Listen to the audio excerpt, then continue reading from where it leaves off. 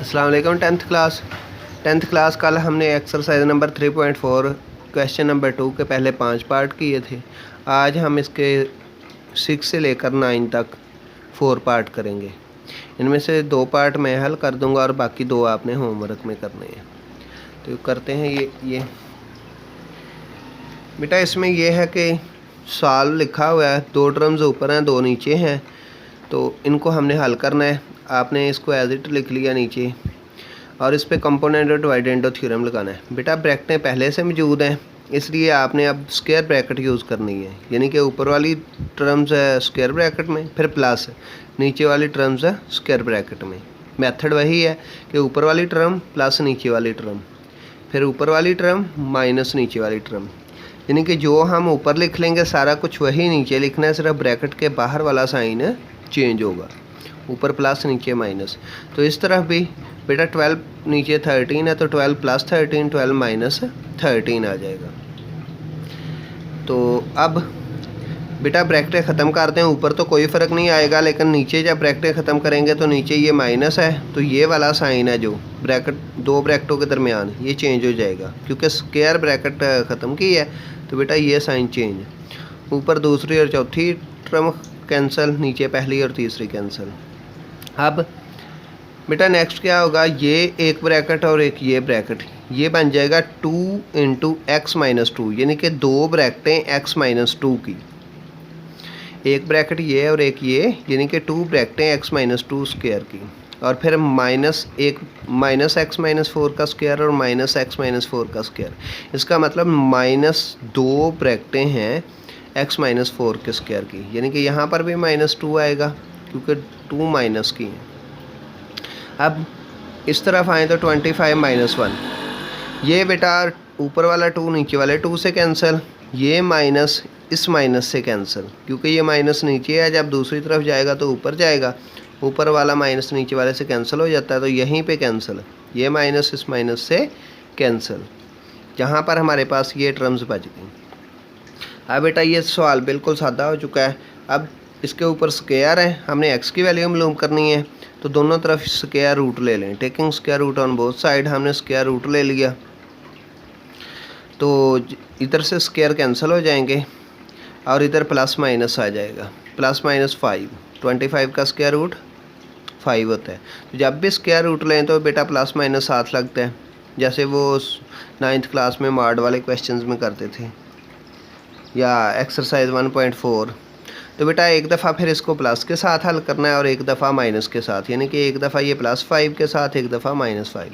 तो ये x minus 4 divide में है, दूसरी तरफ जाएगा तो मल्टीप्लाई हो जाएगा। जब मल्टीप्लाई करेंगे तो फिर ये 5 अंदर मल्टीप्लाई होके बेटा हल किया तो ये बन जाएगा 4x इक्वल टू 18।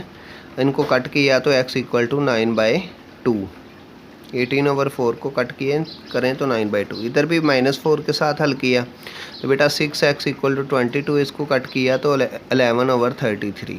तो बेटा जब आपको बताया हुआ है कि जब सिर्फ आंसर लिखना हो उसी पेज पे लिखते हैं, तो मैंने आंसर इसी पेज पे लिख दिया 9/2, 11/3, क्योंकि क्वेश्चन में लिखा हुआ है सॉल्व करें, तो इसलिए इसका सोल्यूशन सेट भी लिखना है। तो ये था इसका 6th पार्ट। अब बेटा इसका करते हैं 7वां पार्ट।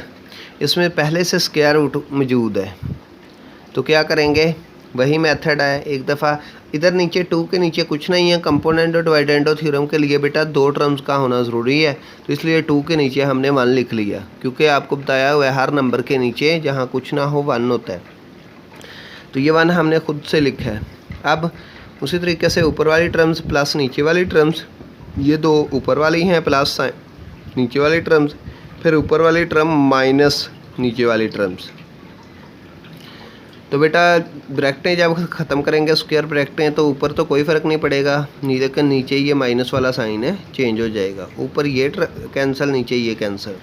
उसी तरीके से ये एक ब्रैकेट ये और एक ये 2 इंटू एक्स स्क्वायर माइनस 2, यानी कि 2 दफ़ा x square minus x square plus 2 बच गया, और नीचे 2x स्क्वायर माइनस 2, यानी कि एक ये और एक ये, और इधर क्या है 2 + 1 2 - 1, यानी कि 3/1।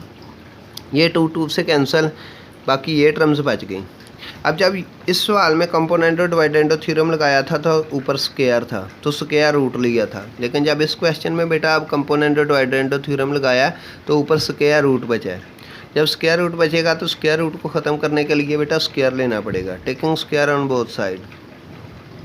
स्क्वायर लिया तो क्या होगा, स्क्वायर रूट कैंसिल, इधर से भी स्क्वायर रूट कैंसिल, तो ये अंदर वाली टर्म्स बाहर आ जाएंगी, एक्स स्क्वायर प्लस 2 और एक्स स्क्वायर माइनस 2, इधर से 9।